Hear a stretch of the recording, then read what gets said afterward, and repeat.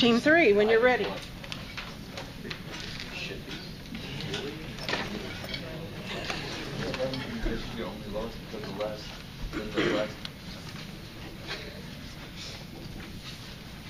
Alright, so today we're going to go ahead and discuss an article that we researched a little bit on, which is the 5 steps to professionalism. Today we're going to discuss how to get past negativity through your professionalism career, knowing how actions can reflect you, worshiping your work, responding towards how customers properly, and communicating effectively. So, what is professionalism? Anybody? No? I'll tell you. So one of the biggest things that the Army always emphasizes is professionalism, right? It's one of the biggest things. Yeah, we all got tattoos and everything else going on, right? So, knowing the difference between what a workplace professional can be and what a general professional considers themselves is a very important thing. And that can sometimes cause you to be negative. It can create negativity within the workplace because people see you as a different person than you actually are. It can create a very unwelcome environment. I've gotten numerous comments myself over different things, as well as I'm sure my partners have as well. It can unmotivate you and those all around you. And that will force you to feel like you have to love your job, right? Sometimes you don't, sometimes you do. And when you choose not to love your work, it forces you to end up either one of two things: losing your mind at work and quitting, or you end up getting fired in the long run for not producing the proper effective flow. And that goes into your workflow. If you can't create a positive environment that allows you to create a good workflow within the environment, it pushes you out the door very fast. So to speak about how this can affect you in the workplace is my partner, Tim. Hey guys, I'm Tim. I'm going to talk about how your actions kind of speak louder than your words. You can say, I'm a professional, I'm punctual, I'm a hard worker, all you want on your resume, but really what the employer is looking for is after you started working, how you carry that into your work. So one way you can do that is coming early and staying late, just working more hours than you have to, going that extra mile. You can ask for, you can pick up your coworkers' slack. And you should always be enthusiastic to these new roles that might be pushed onto you. You might not like it, but just kind of outwardly express like a willingness to do the extra work. And also, if things are kind of stagnant, you should step up and set an example and lead your coworkers.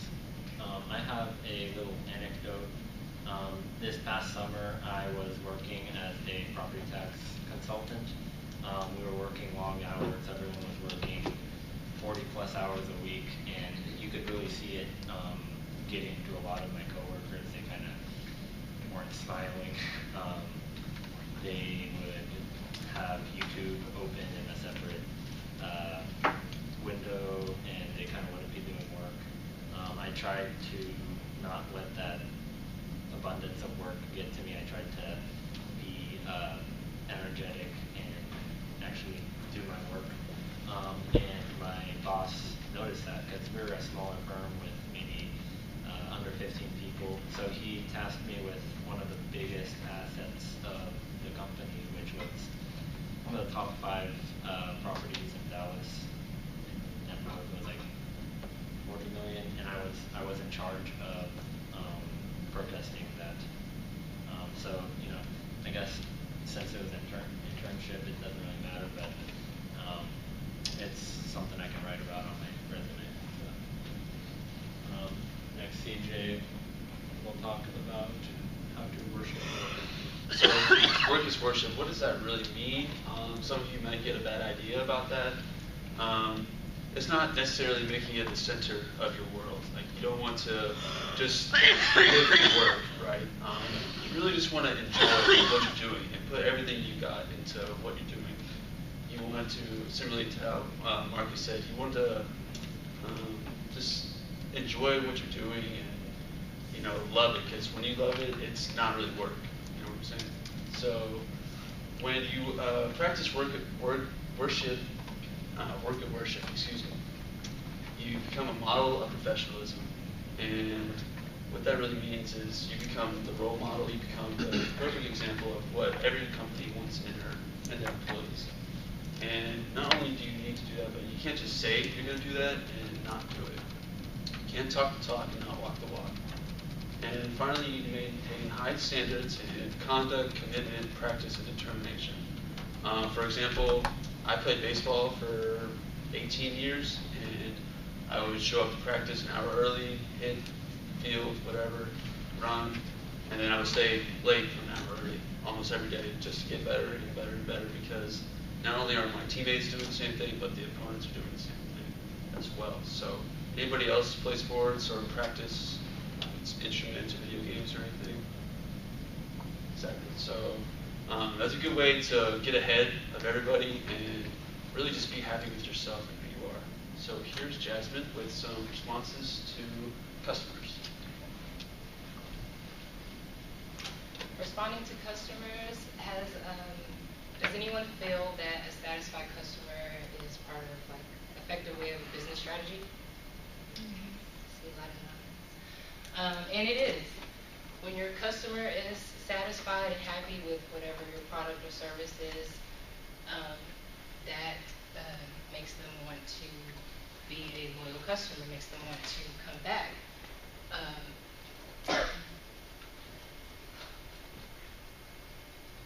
Satisfied customers, they'll come and purchase your items or your service. Depending on how you communicate with them through a genuine way, guess asking them about how their day was, what brings them in, and when you get through going through the process of giving them what they want or what they asked for, what they came in for, you can make them a loyal customer through how you service them. I know through my job, I work in sales, so I'm all about customer service and making sure that I connect with them in a very genuine way. At my store, we have loyal customers that can constantly come back because we're always giving away like free things if they purchase something, or we have like a credit card which helps people come back and spend more money, which goes to long-lasting relationships. When you have that genuine connection with that customer, go through like name exchange, going through conversations of like their personal lives. Well, you don't want to get too personal. But it gives them an opportunity to open up to you and tell them things about themselves. And they come back looking for you, especially if they know your name. They're going to come back asking for you and want you to help them or service them again. Take it to Marcos for duplication. Thank you. Okay, so I've got this big, long, boring definition up here, right? I'm sure Professor Bruce loves that. So communication, guys, that's part of the title of this class, right? Professional development, business communication. At this point in your college careers or your educational careers, you've probably at least taken 2 communication classes, right? Let me get a raise of hands of who's taken 2 or more communication classes. Who's taken 1? Okay, so a majority of people in the class have taken some kind of communication class. You're taking one right now. So it's really important, guys. We're going to go over definition, what it means to us, the different levels in the history of communication, and how that applies to your professional development. Okay? So what does communication mean to you? Anybody? Cool, yellow shirt. What does communication mean to you? Okay, yeah. So we've got a really basic definition right here. Exchange of information, right? That's a pretty good definition. I like the unintentional or intentional exchange of messages between a sender or receiver, that's sent or received. So you could mean it. You could mean that message that was received, or that person could translate that, predict that way, right? Like Professor Bruce said, most of your communication is nonverbal, so it's very tonal. It's gesture-wise, right? If I'm up here doing this, you think I'm saying something exciting, even though it's boring, right? I'm talking about the definition of communication. Okay. Let's get into the history of it.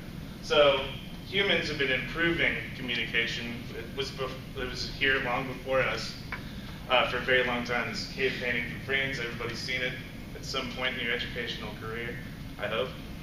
Everyone's seen this, right? Anybody not seen this? Okay, got 4 people who haven't seen it. Okay, so people have been improving communication ever since the beginning of man, right? So we've had this, cave paintings, and then talking, writing. We've used animals to communicate, carrier pigeons, right? The Pony Express, wheels, roads, that helps us communicate. Ships and steam power. Oh, I didn't say smoke signals. There's some other stuff in there that I didn't put in there. And then where we are today. So we have telegraphs, radios, telephones, television, satellites. Right? What comes next? Internet. Internet and cell phones, right? Okay. So as we improve those forms of communication, our communication has gotten better, guys. And that's going to apply to your professional development. The more you communicate with someone, the better you're going to be at communicating with them, because you're going to learn how they talk, their preferred method of talking, right? It just builds on itself.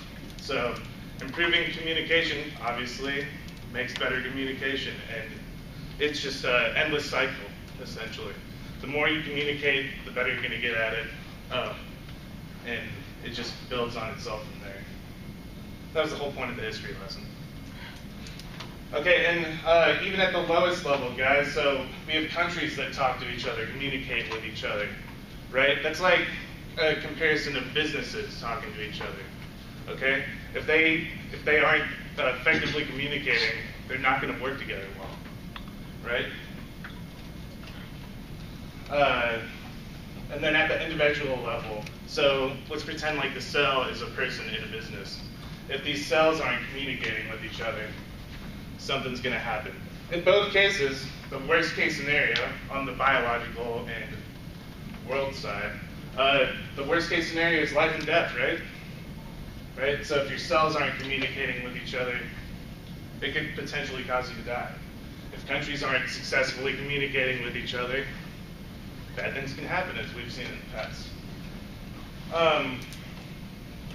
At a work level, not so detrimental, but like it will cause you to be able to build relationships and successfully work together. Okay. And for the conclusion, guys, we went over negativity, how to get that out of your life, and try to ignore it and not bring it down in the workplace. Your actions speak louder than words. That is also part of communication, right? Like we were talking about nonverbal communication. Worship in the workplace. Worship is kind of like a heavy connotation, you know, but really what that was about was is really about your dedication and your commitment to your job. You know, are you showing up late? Are you not? It also has to do with the actions things. These all tie in together, guys. And then customers, customer relations, customer service. That's communication has to do with almost all of these, right? So customer service, how do you treat those customers? Don't treat them like dirt, right? You want your customers to come back. Any questions, guys? Thank you, guys. We're awesome. Okay, thank you.